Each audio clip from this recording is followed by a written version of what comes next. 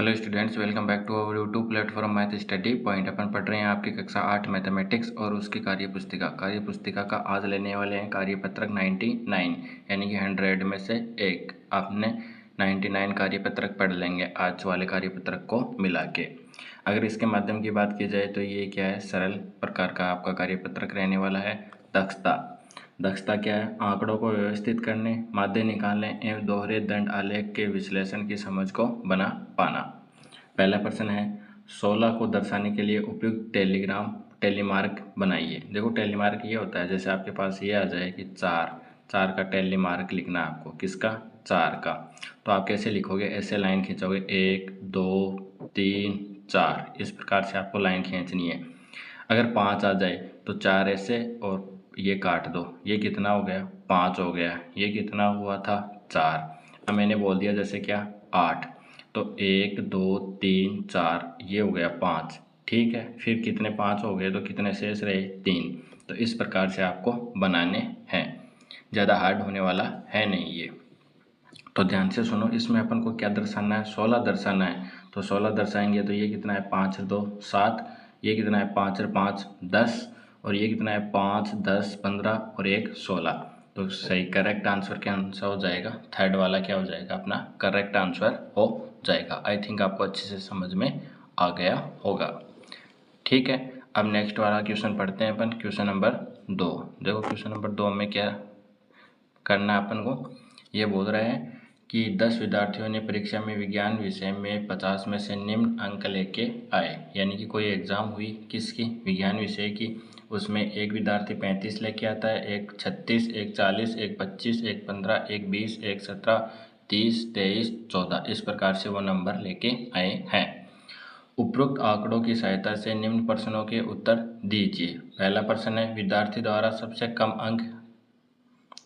कम अंक कौन से हैं? तो 14 हैं। तो अपन लिख देंगे कि 14 क्या है? विद्यार्थी के द्वारा लाए गए सबसे कम अंक हैं। प्राप्त अंकों का परिसर क्या होता है? देखो, मैक्सिमम मान में से मिनिमम मान घटा लेते हैं, है ना। तो अपन लिख लेंगे अधिकतम मान माइनस न्यूनतम मान। जब इसका आप निकालोगे रिजल्ट तो क्या अधिकतम क्या है आपके पास? 40। तो मैंने लिखा 40। न्यूनतम अपन ने पढ़ रखा है कितना है? 14। तो जब आप 40 में से 14 घटाओगे तो आपके पास रिजल्ट आएगा 26। तो इन प्राप्तांकों का परिसर क्या हो गया? 26 हो गया। अच्छे से समझ में आ गया? ठीक है। प्राप्तांकों का माध्य क्या होता है? औसत या फिर माध्य किसको बोलते हैं? योग बट्टे कुल संख्या। योग प्राप्तांकों का योग बट्टे कुल संख्या, कितने डिजिट हैं वो। तो आपको करना पड़ेगा, ये सब जोड़ने पड़ेंगे। 35 plus 36 plus 40 plus 25 plus 15 plus 20 plus 17 plus 30 plus 23 plus 14, कितने हैं ये? 1 2 3 4 5 6 7 8 9 10। बट्टे में क्या करना पड़ेगा? 10 से डिवाइड करना पड़ेगा। ये याद रखना है अपन को। जैसे समांतर माध्य होता है, ठीक है, समांतर माध्य तो क्या करते हैं अपन? सबका योग करते हैं और जितने डिजिट हैं, जितनी संख्याएं हैं, उनसे उसको डिवाइड करते हैं। तो इन सबको ऐड करो भाई। ये कितना हो गया? 4 3 7, 7 7 14, 14 और 5 कितना होता है? 19, 19 से 5 24, 24 से 6 30, 30 से 5 35। तब अपन लिखेंगे 35। हासिल कितनी? 3। 3 हासिल पहले ही जोड़ लेते हैं। 3 1 4, 4 2 6, 6 3 9, 9 1 10, 10 2 12, 13 14 15 19, फिर 20 21 22 23 24 25। ये कितना आ गया? 25। बट्टे में कितना है? 10। जब ये आप भाग दोगे तो टोटल रिजल्ट निकलेगा आपका, आ जाएगा ये 25.5। तो माध्य कितना निकल के आया है? 25.5।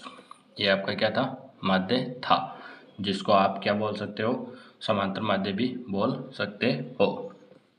कितने विद्यार्थी ने माध्य से कम अंक प्राप्त किए? यानी कि ऐसे कितने विद्यार्थी हैं जिन्होंने 25.5 अंक प्राप्त नहीं किए? तो 1 2 3 4 5, 5 विद्यार्थी ऐसे हैं। क्या लिखेंगे? 5 विद्यार्थी ठीक है, 5 विद्यार्थी ऐसे हैं जिन्होंने माध्य से कम अंक प्राप्त किए। आई थिंक आपको अच्छे से समझ में आ गया होगा क्वेश्चन नंबर 2। अगर अच्छे से समझ में आ रहा है तो वीडियो को लाइक कर देना, चैनल पे नए हैं तो चैनल को सब्सक्राइब कर लेना। फिर पढ़ते हैं अपन नेक्स्ट वाला क्वेश्चन नंबर 3। देखो क्वेश्चन नंबर 3 पढ़ते हैं। दिए गए दोहरे दंड आलेख में विद्यार्थियों के हिंदी व अंग्रेजी के प्राप्त अंकों की सूचना दर्शाई गई है। यानी कि अपन को ये दंड आलेख दिया गया है, इसमें अंग्रेजी और जो हिंदी है इससे एग्ज़ाम लगी होगी और इससे जो भी रिजल्ट आया होगा उसका क्या है दंड आलेख अपन को दिया गया है। ध्यानपूर्वक देखकर निम्न प्रश्नों के उत्तर दीजिए। देखो दंड आलेख इस प्रकार से बनाया जाता है, ये आपका जो ग्राफ होता है उसके अंदर बनाया जाता है। यहाँ पे स्टूडेंट हैं जैसे अजय, अरुण, बिंदु, माया, रीना, ये क्या है स्टूडेंट हो गए। अब देखो इन्होंने कितने कितने अंक प्राप्त किए, जैसे यहाँ पे गैप चल रहा है 5 अंक का, 5, 10, 15, 20, 25 इस प्रकार से। थोड़ा हल्का कलर है वो अंग्रेजी को दर्शाता है और जो डार्क है वो हिंदी को दर्शाता है। जैसे अजय है, अजय ने क्या किया है अंग्रेजी में तो कितने नंबर प्राप्त किए 15, और जो हिंदी है उसमें कितने प्राप्त किए लगभग 25 के समथिंग इसने किए हैं। इस प्रकार से अपन इस दंड आलेख को पढ़ के इन क्वेश्चनों के आंसर करने वाले हैं। पहला प्रश्न, अंग्रेजी में अधिकतम अंक किसने प्राप्त किए। देखो सबसे ज़्यादा ये वाली लड़की है, बिंदु है, इसने सबसे ज़्यादा अंक प्राप्त किए हैं। ठीक है, तो अपन लिख देंगे कि अंग्रेजी और हिंदी दोनों में ही किए हैं, तो सबसे ज़्यादा अंक किसने प्राप्त किए बिंदु ने, तो अपन लिख देंगे बिंदु ने प्राप्त किए हैं। फिर देखो किस विद्यार्थी के दोनों विषयों के अंक समान हैं। किस विद्यार्थी के दोनों विषयों के अंक समान है, तो ये बिंदु ही है जिसके दोनों विषयों के क्या है अंक समान दिखाई दे रहे हैं। बिंदु के दोनों विषयों के अंक क्या हैं समान हैं। कैसे, इसने 30 अंक प्राप्त किए हैं, दोनों विषयों में क्या है ये सेम टू सेम है। फिर नेक्स्ट चलो, हिंदी विषय में न्यूनतम अंक किसने प्राप्त किए। देखो हिंदी डार्क को दर्शा रहा है, डार्क सबसे कम किसके पास है, इसके पास है, तो ये कौन है रीना। अपन लिख देंगे क्या रीना ने सबसे कम हिंदी में अंक प्राप्त किए हैं, क्योंकि इसने हिंदी में इतना रिजल्ट है, इसका ये है, इसका ये है, इसका ये है, तो रीना क्या हो जाएगा अपना सबसे छोटा रिजल्ट हो जाएगा। किस छात्र के दोनों विषयों के प्राप्तांकों का अंतर सर्वाधिक है। ठीक है, आपको देखना, देखो यहाँ पे कितने का गैप है 10 का, यहाँ पे 5 का, यहाँ पे 0 है, यहाँ पे 5 का, यहाँ पे 5 का। तो ये अजय एक ऐसा विद्यार्थी है जिसने दोनों विषय जैसे इंग्लिश और हिंदी, ठीक है, इसमें प्राप्तांकों के सबसे ज़्यादा नंबर का अंतर है, कितने का है 10 नंबर का है। तो ये था आपका कार्यपत्रक 99 जो अपन ने अच्छे वे से पढ़ लिया है। इसके अंदर अपन ने टेलीग्राम पढ़ा है, ठीक है, टेलीग्राम होता है ना, टेलीमार्क होता है आपका, वो पढ़ा है, माध्य पढ़ा है, और प्राप्तांकों का परिसर निकालना पढ़ा है, और दंड आलेख को अच्छे से समझ के इसके क्वेश्चंस अपन ने फाइंड आउट किए हैं। आपको कार्यपत्र कितना समझ में आया कमेंट बॉक्स में कमेंट करके ज़रूर बताना, तथा वीडियो को ज़्यादा से ज़्यादा शेयर करना ताकि और भी जितने भी स्टूडेंट्स हैं कक्षा 8 में उनकी मैथमेटिक्स में हेल्प हो सके। मिलते हैं नेक्स्ट वाले कार्यपत्र के साथ, तब तक आपको बहुत बहुत धन्यवाद।